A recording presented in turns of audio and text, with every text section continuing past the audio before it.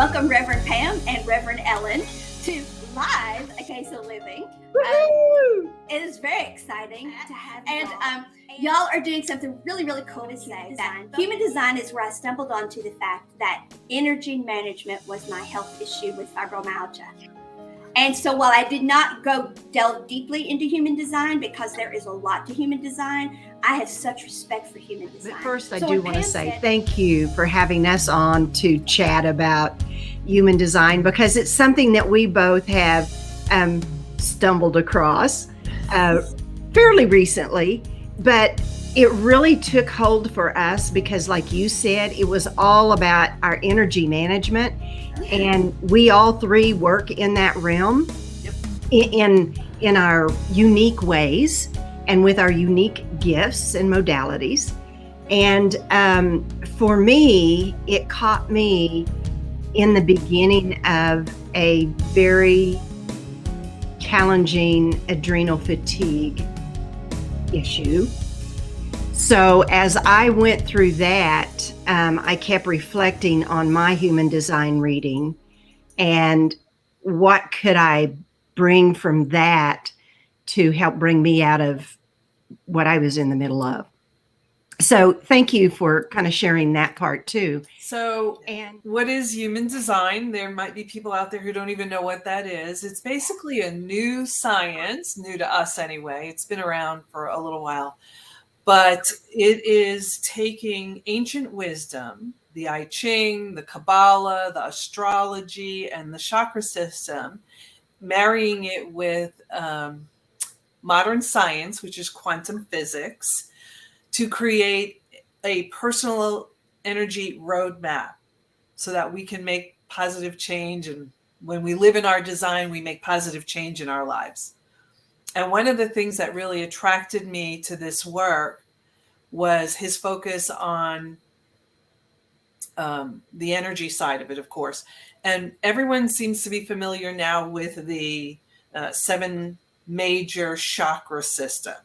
Well, human design, the founder's name is Ra, and he said, you know, we're evolving as human beings. We're now expanding that 7 chakra system and creating 2 additional ones. So we are now a 9 energy center system.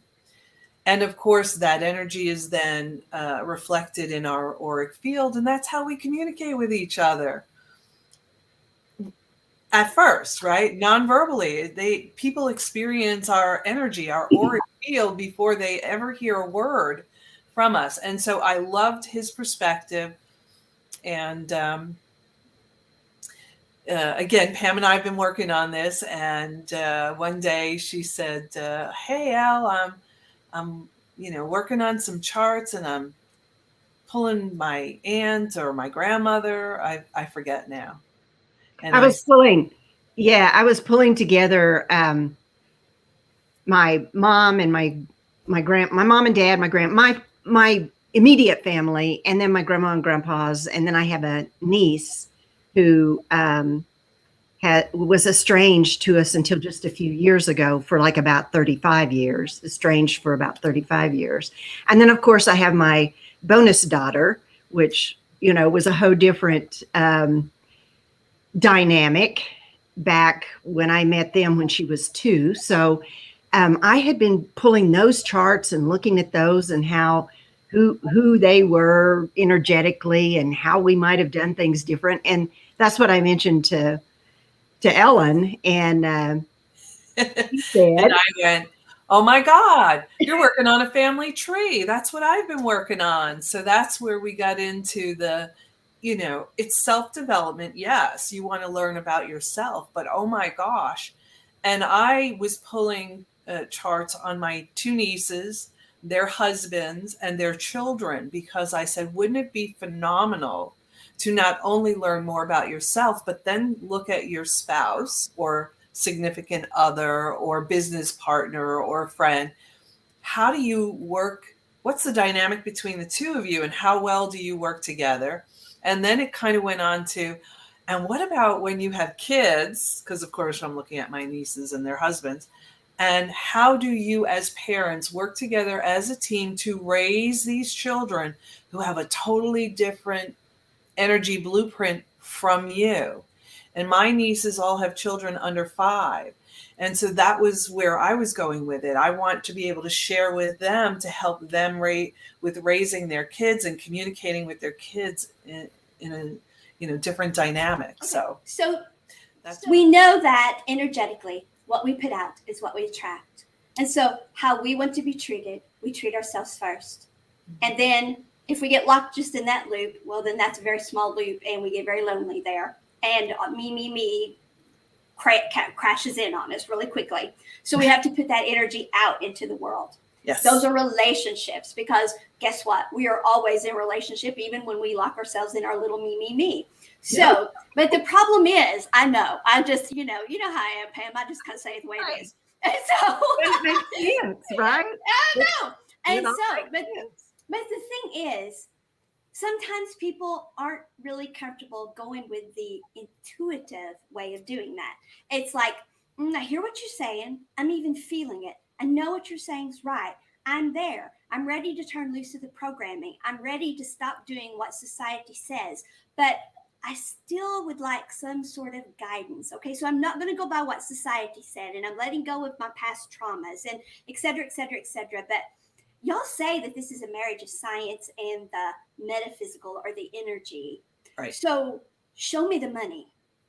Well, where's the beef? Whichever metaphor y'all want to use here. Well, that's what y'all are doing, which is what people with human design are doing, only y'all are actually calling it that. You're saying, okay, your closest relationships or whichever relationship you want to look at, let's just pull it up and say, okay, that's the person I'm dealing with. I want to take a look at how they tick, and I want a blueprint or a way that, okay, I've let go of how society tells me to do it, but this is the science and the energy of it, not me guessing, because so many people still feel that intuition is guessing. Yes. This is the science of how to do it, which will lead people to trusting their intuition, because they are going to start feeling their way through this. It's a beautiful plan, ladies. I love it.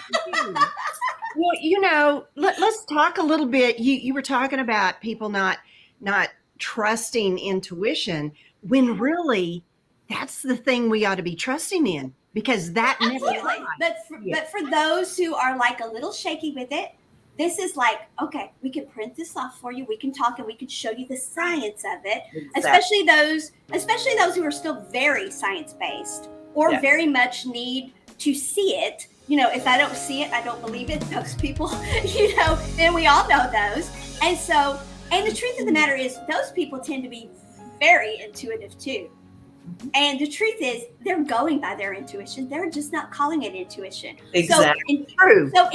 So we don't have to tell them that. We don't have to convince them of that. We don't have to do any of it. Just put the information out there and say, hey, there is a way that is both scientific, energetic, all of that stuff.